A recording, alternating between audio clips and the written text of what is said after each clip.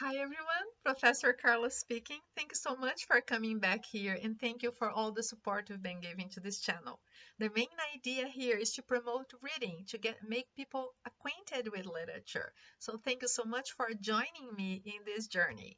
If you like today's content, please give a thumbs up, subscribe so that you can get notified when a new content comes, and share the link. Also, come here to the comments and have a chat with me. Leave your impressions, and everything is so welcomed. Thank you so much for joining me here. So, today's book is a classic, a very known one, and it was considered the Queen Victoria's favorite bedtime stories or bedtime reading. Okay, so the book I'm talking about is Jane Eyre by Charlotte Bronte. And Jane Eyre tells the story of this orphan from her childhood to her adulthood. It was a life full of struggles, and she needed to be so strong, a kind of young force. So she needed to be that way. But in this movement of telling her story, there it comes the ending. And for some, even though she was that strong person, they say that in the end she's not that strong and she's not successful. Her pursuits are not worth it. And for some, she's very successful in the end, mainly because she balanced this yin force, and then she gets successful, but in a different way, in an alternative way. So I'd like to invite you to join me in this reading and see what your impressions are. Another thing that's interesting about this book is that because it tells the story of this girl, because of this movement from childhood to adulthood, it's considered a female, by some, a female Bildungsroman, that is novel of formation. Okay, but for others, it's not possible because a Bildungsroman was a male genre, because the boys were those who went outside and had stories to be told, but then girls, they were circumscribed in this domestic sphere. So there was nothing interesting to talk about them, about their lives.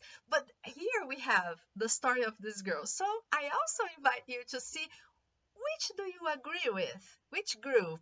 Is it a female Bildungsroman indeed? What do you feel of that? Is that possible? Well, another interesting fact about there are so many, but I just bringing some here, is that there is a chapter about Jane's school life, and her school in the story is portrayed as a very bad one in terms of sanitary conditions and students' treatment and education.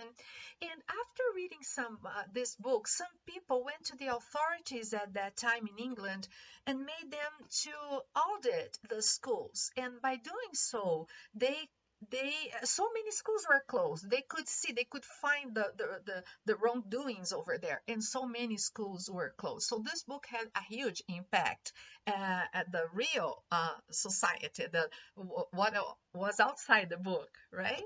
So I'm gonna read some extracts of it so that you can get into the mood, and then you can read by yourself and tell me what you think. I'll start with Jane the child in the very beginning of the story. There was no possibility of taking a walk that day. We had been wandering, indeed, in the leafless shrubbery an hour in the morning, but since dinner, Mrs. Reed, when there was no company, dined early. The cold winter wind had brought with it clouds so sombre, and a penetrating rain, that further outdoor exercise was now out of the question. I was glad of it. I never liked long walks, especially on chilly afternoons. Dreadful to me was the coming home in the raw twilight, with nipped fingers and toes, and a heart saddened by the chidings of Bessie, the nurse, and humbled by the consciousness of my physical inferiority to Eliza, John, and Georgiana Reed.